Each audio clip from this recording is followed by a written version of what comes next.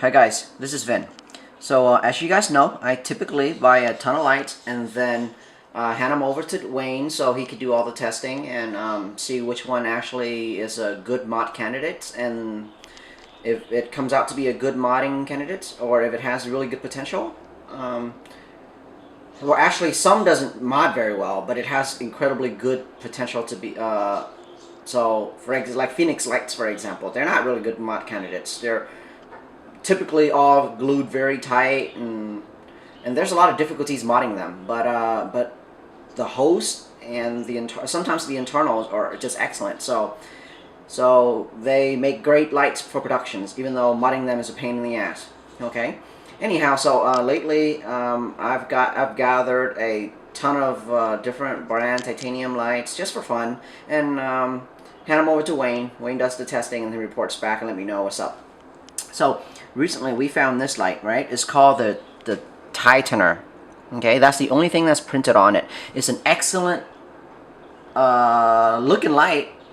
There's no other prints on it, which I like very much on a titanium light. It's just say Titaner, and Titaner is actually a very cool name. Even has the little R trademark logo on it. Looks very nice, legit. No other nonsense print on it. So it's a very nice, sleek looking titanium light. Let me show you guys in more details here. You can see very nice deep cuts, X cuts here. Very nice design. Okay. The titanium is not polished, or it's not neither polished or matte. It's just kind of a unfinished stainless steel look. Very neat. Nice smooth reflector. Nice, relatively deep smooth reflector.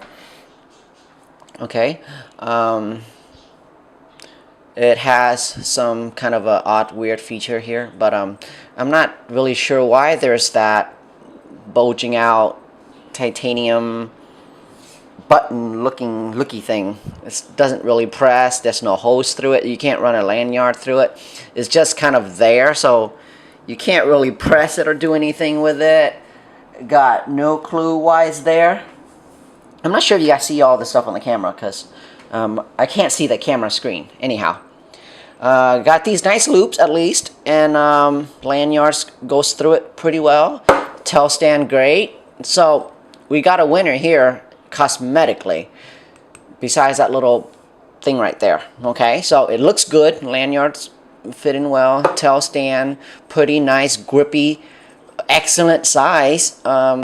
It's not the smallest 18650 light, but you know, doesn't need to be. Okay, one of the most attractive affordable. I got it, the price, the retail on this is $110. Okay, so one of the most, at this price point, is probably the most attractive 18650 Ti light that I can find. Okay, so has this really cool fancy magnetic control ring here. Okay, and we'll get into that in a little bit. Okay, so $110 to get you this beautiful titanium light that has a really cool control ring. Okay, all right, so let's talk about all the bad stuff now. We have here in front of us 5 different type of batteries. Okay, well, yeah, 5 different batteries, not exactly types. Okay, here you have a protected cell. That one's extra long. Okay, this one is an unprotected but with a button top. This one is also an all 3 of these are unprotected, but with varying heights. This one has a custom solder blob button top that I put on. This one just have a is just a these 2 right here are just flat tops. Okay, they vary in, all of these varies in height just a tiny bit. Okay, as you can see, tallest, and then this one is a little bit taller than my custom button top. These 2 are about the same. All right, so comparing the shortest and the tallest cell, you can see that the difference is quite noticeable here. I'm not sure if the video shows it, but there you go. Okay, you can see the difference is quite a bit. I would say maybe 2-3 millimeters, maybe more. Alright, so let's try the first cell in it. Put in... Oh, by the way, I'm making this video just for your pure entertainment, okay? And nothing that I'm trying to show here, just for your pure entertainment. Maybe to give you a good idea to see if you actually want to buy this light or not, if you're considering it. But yeah, that's about it. Okay, so that cell is too long. Not gonna fit, I see. Probably not. Let's see. Nope, there's still a huge gap here. So, okay, alright, fine. Not every light works with long protected cell. I get that. Okay? That one's no good. Let's try the shorter, unprotected button top. Still sticking out. Still too long. Okay. Yeah, nope, doesn't work. You can still see the red O-ring. That can't be good on waterproofing. That's not good either. Set that one aside. Okay, let's try the little bit shorter custom button top now. Still sticks out a little bit, but it's okay. You see, there's some springs in here that you know, that push it, that you can actually shove it in. Great, that looks good. We have a chance here. Okay, very tight. Yeah, and still don't work. Still a little gap. Okay, fine. Maybe it needs a flat top. Alright, flat top. This one has got to work because it fits flush. Alright, let's see if it does. Oh, for the first time, we got a flush fitting battery with no gap, right? Hello, no light. Okay, alright, something's wrong here. Something's wrong with the light maybe, or the battery. Let's take a look. Okay, looking at through the tube here, that's a good positive connection there. That should touch just fine. Let's look at the rear. Okay, we have, okay, the negative is exposed. Let's take a look at the battery cap though. Oh, I see. There's, if we take a look carefully, there's this big ass round circular raised ring here. Why did they make it so big?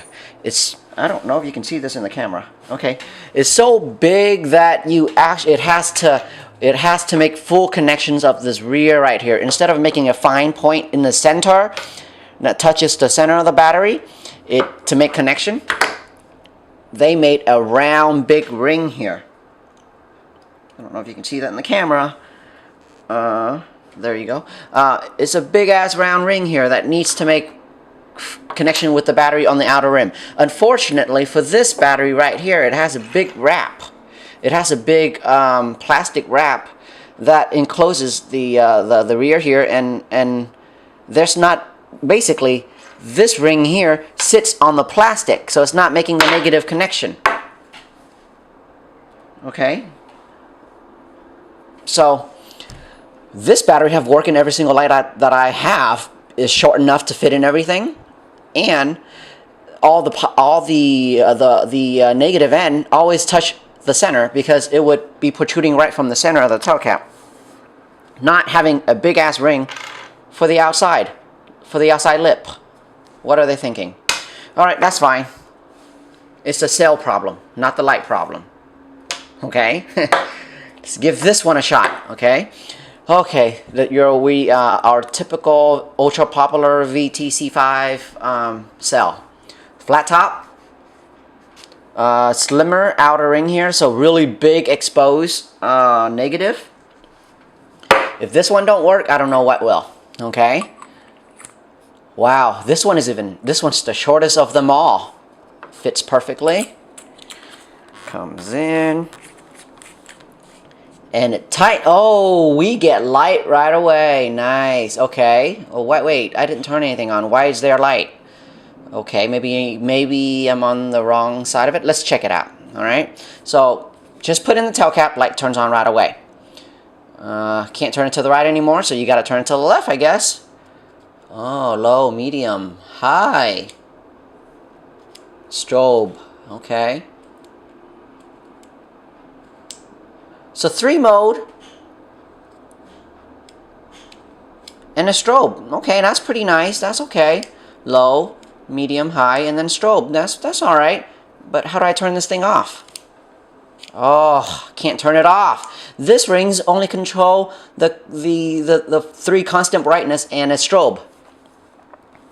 That can't be good. How do I turn the light off?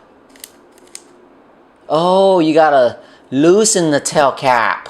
So wait, is this thing a twisty then? No, if I twist the tail cap, it's not going to change modes. I have to turn this ring for it to change modes.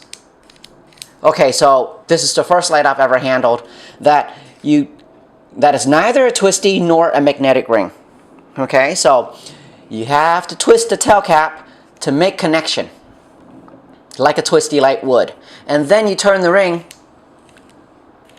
to change modes. So it's definitely not a single handed light for sure, because there's no grip. You can't really turn it like that.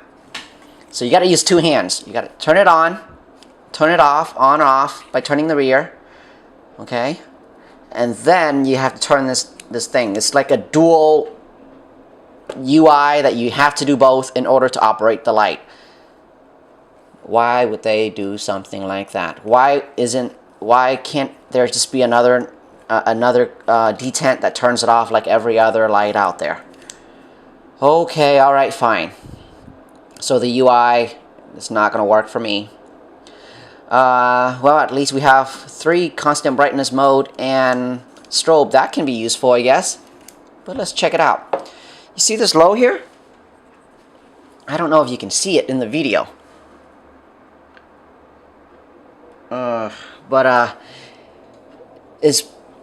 It has PWM. It has visible PWM. The post width modulations flickers. So in person, you can see it flickers really, really bad. Okay. Okay, fine. Not really, really bad, but you can definitely see it flickers, and it's definitely annoying. And I hate PWM lights, especially lights that you can see.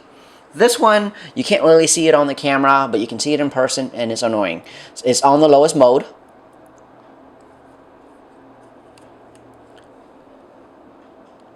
It's much better on the medium mode.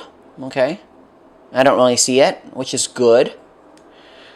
On the high mode, it's gone. Alright, so it has, to me, in my opinion, a useless low mode. Not useless, a very annoying low mode with that post width modulations. And medium and high is okay, not particularly bright at all. The beam is okay, pretty clean. So maybe I'm nitpicky, but I think this is one of the most poorly designed light. It almost has it, but the UI totally kills it. Good looking light. If only this ring right here would actually turns it off, okay, and not makes it a twisty, and move that that outer lip negative to the center of the tail cap. That way it would make connections with every battery, extend the tube a little bit longer.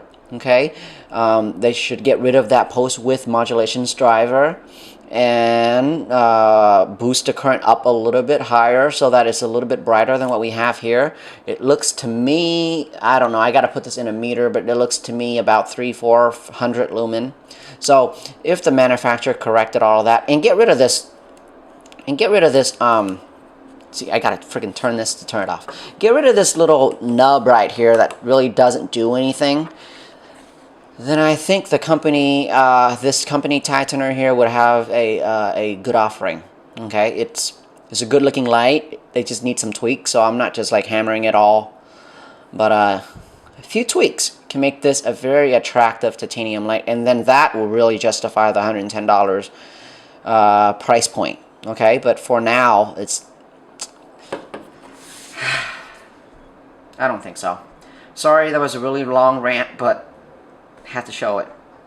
It was entertaining for me, maybe not for you, but hope you guys enjoyed it anyways. And if you consider one of these light, consider this movie a little short ranting review. And if you can overcome all of the downs, maybe you still get it and put it on your shelf as ornaments anyway. All right, thank you.